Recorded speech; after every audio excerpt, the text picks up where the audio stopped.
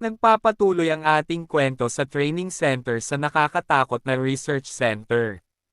At ang lugar na to ay ang promotion na lugar na dinisenyo para sa mga baguhang hero at sa mga hero na wala pang career. Ang dungeon naman na kahirapan ay mayroon level, ang una ay normal dungeon, sunod ay chaotic dungeon, horror dungeon, abyss dungeon at ang panghuli ay hell dungeon. At ang kahirapan naman sa creepy research center ay nasa gitna ng normal at chaotic dungeon. Ang halimaw naman sa horror research center ay maliliit hanggang sa medium size. Pero ang majority ay nasa low level lang na halimaw na wala sa human form. Sa mga baguhang hero ay basta magsumikap lang sila sa kanilang pagsasanay ay malaki ang pag-asa nila na makapasa. Tungtong pa ng alalay na ang lahat ng kanyang nalaman ay research niya about sa pagsubok. Napasabi naman ang Daymulag na maswerte ang alalay niya dahil nakapag-research ito. At sa tingin niya daw ay walang ikatakot dito dahil mayroon silang pambihirang quality na equipment. At madali lang nila makukomplito ang training, sumang-ayon naman ang alalay dito. Habang nagpatuloy sila sa pagpasok sa dungeon ay napasabi na lang sila na napakadumi dito at mabaho at madilim pa. Sumagot naman ang isa na bilasen na lang nila talonin ang boss sa training na ito. Dahil ayaw niya na daw manatili dito ng matagal. Nagtataka namang nagtatanong ang kasamahan nila na di ba 10 sila, bakit ngayon 9 na lang. Sumagot naman ang Daymulag na mayroon sigurong gusto mag-solo kaya hayaan na lang daw nila dahil maliit lang naman ang halimaw dito. Nanginginig naman na nagsalita ang kasamahan nila at pinapainto sila. Napatanong naman ang Daymulag kung bakit, pero may itinuro naman ito sa unahan nila. Kaya nagtanong ang Daymulag habang lumingon na anong ibig nitong sabihin. Bakit ito gumagawa ng ingay? Tumambad naman sa kanila ang kakaibang bagay. Kaya pinagpapawisan na lang ang Daymulag na nakatingin dito. Makikita naman natin ang malaking kamay na may isang malaking mata. Habang sa baba naman ay may nakabitin na parang mommy na hawak-hawak ng halimaw. At bigla nanggalang itong umungol. Kaya natulala na lang sila na may takot sa mukha. Napatanong naman ang alalay na ano ba ang sitwasyon nato. At bakit ang mga ganitong halimaw ay lumabas dito? May isang tao naman na nagsalita kung anong nangyayari. Ito pala ang ating bida na nakangiti at napasabi na lang sa kanyang isip na sa tingin niya daw ay nag-activate ang kanyang hell mode. Kaunting paalala mga idol about sa hell mode. Once na ang 75th ay pumasok sa monster dungeon, ang kanyang hell mode ay matrigger at ang kahirapan ng dungeon ay tataas at ang mga halimaw din ay lalakas kaysa dati. Napatanong naman ang alalay dahil kakaiba daw ito kaysa nalaman niya. Ang laki daw ng halimaw ay ilang ulit na malaki sa kanyang narinig. Kaya ano na lang kaya ang gagawin nila? Bigla namang sumugod si Helder gamit ang espada nito. Ilang sandali lang ay nahiwa ang malaking mata, hangang sa buong katawan ng halimaw. Makaraan ang ilang sandali ay unti-unti nang natunaw ang halimaw habang nakatayo si Helda. Napakomento naman ang kalbo na may buhok sa gitna na although hindi ito makapangyarihan na halimaw sa kailaliman ng lair. Pero sa ganoong laki daw ay nakayanan niyang hiwain gamit ang espada nito, kaya ang lakas daw talaga ng Austen family ay hindi pwedeng underestimate. Napalingon naman si Helda sa ating bida dahil kahit anong mangyari daw ay wag nitong kalimutan ang competition nila. Tungtong pa nito na wag daw isipin ng ating bida na tumakbo palayo, pero nakangiti lang naman ang ating bida sa sinabi ni Helda. Sa isip pa ng ating bida habang tumatawa na wag itong mag-alala dahil hindi daw siya aalis hanggang hindi nalalaman kung sino ang mananalo. Bigla namang may lumabas na malaking kamay sa likuran ng ating bida. Ilang sandali lang ay dinampot siya ng malaking kamay at napasigaw na lang ang mga kasamahan nito at napatanong kung ano iyon.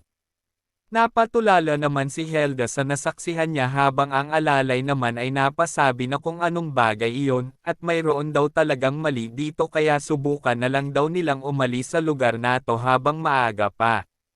Pinapatahimik naman ito ng Daymulag dahil kung gusto daw nito na umalis kailangan muna nitong talunin ang boss. Habang nawala na ang malaking kamay at natira na lang ang malaking butas ay napasabi sila na hindi nila alam kung nasaan ang boss at siguro daw ang lumabas kanina at ang assistant ng boss. At kung ganoon na yun ka nakakatakot papaano na lang kaya ang boss. Napasabi na lang ang alalay kung makakalabas pa ba kaya sila ng buhay. Nakuha naman ang atensyon nila nang sumigaw ang kasamahan nila na ayon pang isang halimaw. Napasabi naman ang isa na mayroon din dito at bakit napakalalaki nila. Habang nakangiti naman ang halimaw sa kanila.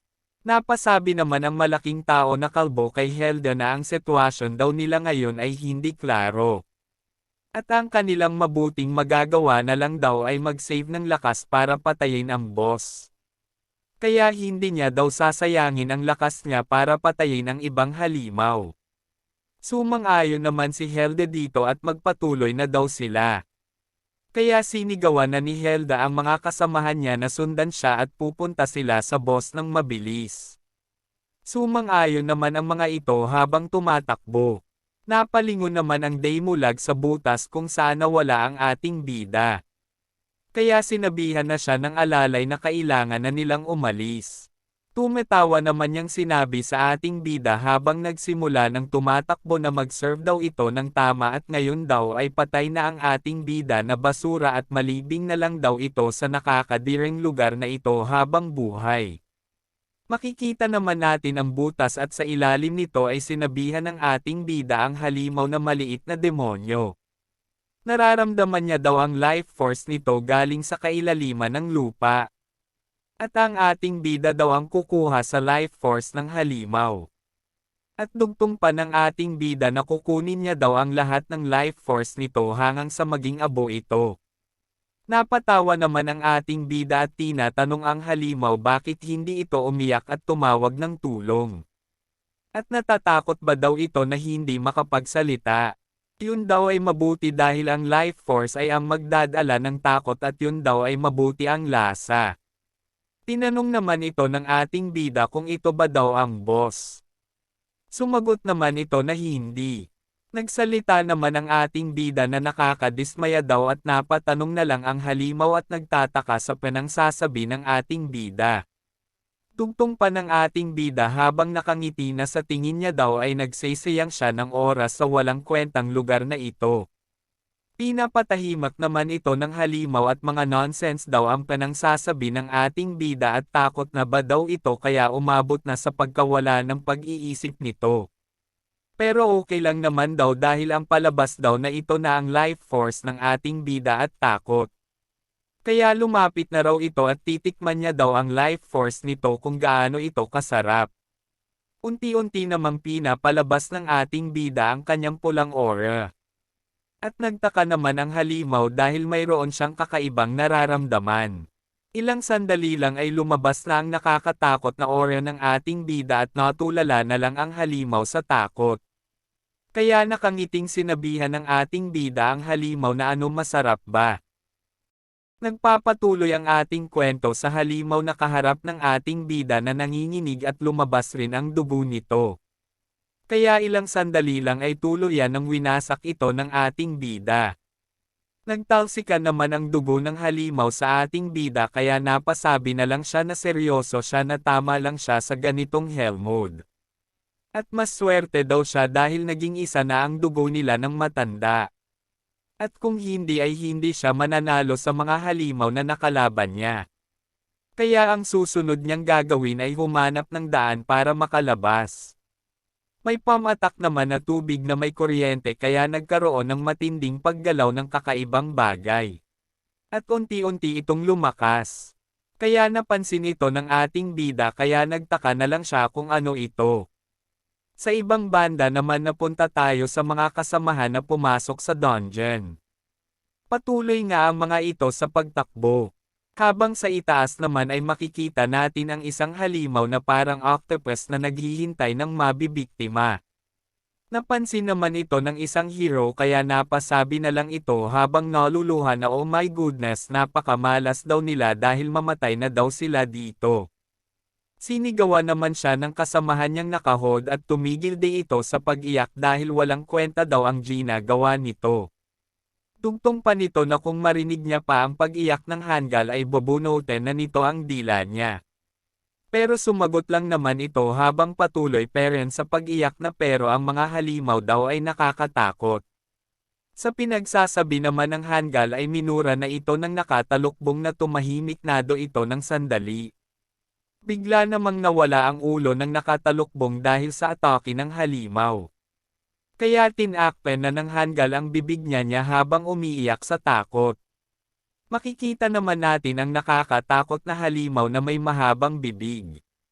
Napalingon naman ang Daymulag at alalay sambit pa nito na may namatay na naman ulit. Sinabihan naman ng alalay ang Daymulag na young master na wag na itong tumingin at tumakbo na lang sila ng mabilis. Habang napasigaw naman ang Hangul sa pagkagat sa kanya ng halimaw. Kaya wala na lang itong magawa kundi umiyak at humihingi ng tulong na iligtas siya. Napasabi naman ang Damulag na nahuli ang kasama nila. Napasigaw naman ang alalay habang tinatawag ang young master nito wag na lang daw nila iyon pansinin. Dahil hindi nito matatalo ang halimaw at humanap na lang daw sila ng paraan para makatakas sa ganitong sitwasyon. Sumagot naman ang Damulag na tama ito dahil hindi daw sila pwedeng mamatay ng ganito lang. Nagulat naman ang mga ito nang tumakbo ang bata para tulungan ang kasama nila. Sambit pa nito na pansin niya daw na ang Austen family daw pala ay puno ng mga duwag na nilalang at wala daw itong kwenta kaya tumabi na lang ang mga ito. Makikita naman natin ang paghila ng bata sa kasamahan nila. Pero hindi naman nagpatalo ang halimaw kaya sinabihan na lang ng bata ang kasamahan nila na humawak ito ng mabuti. Nagalit naman ang Damulag sa pinagsasabi sa kanya ng bata kaya napamura na lang ito at yung bata na naman daw ulit at sino ba daw ito para maliitin siya. Pinigilan naman siya ng alalay niya at sinabihan ito na young master na kikiusap daw siya na wag na daw itong makialam sa mga pananggagawa nila. Pero hindi naman nakinig ang Damulag dahil okay lang daw na insultuhin siya pero sino ba daw ang mga ito para insultuhin ang kanyang Austen family. May marami namang lumabas na kakaibang halimaw. Kaya sinabihan na nga ng alalay ang young master niya na tingnan daw nito na ang mga halimaw daw ay papalapit na sa kanila. Kaya maging huli na daw pag hindi sila umalis ngayon. Wala namang magawa ang Damulag kaya napamura na lang ito.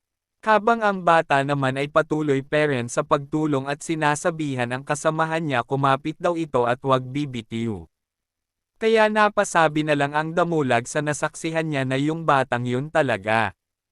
Kaya nilainggan niya na ang kanilang inupahan na hero at inutosen na iligtas ang dalawa niyang kasamahan at dudoblihin niya daw ang bayad dito. Sumagot naman ito na 3 beses kaya naiinis na ang Damulag dahil nagawa pa daw talagang makipag-negotiate sa kanya sa ganitong sitwasyon. Hindi naman ito pinansin ng hero kaya tinaasan niya pa ito ng 5 beses. Kaya wala nang nagawa ang Damulag kundi sumang-ayon na lang agad habang naiinis. Naghanda naman agad ang hero na mukhang aso para gawin ang inutos sa kanya. Kaya inactivate niya na ang kanyang skill, injecting killing intention at lumabas naman ang kakaibang kapangyarihan sa kanyang espada. Hangang sa hinanda na nito ang kanyang 2 espada. Namangha naman dito ang Damulag dahil ang sandata daw nito ngayon ay nagliwanag.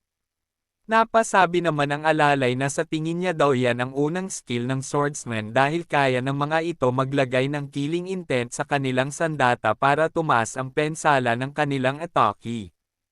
Napasabi naman ang hero na mukhang aso na nakakaamoy na daw siya ng pera.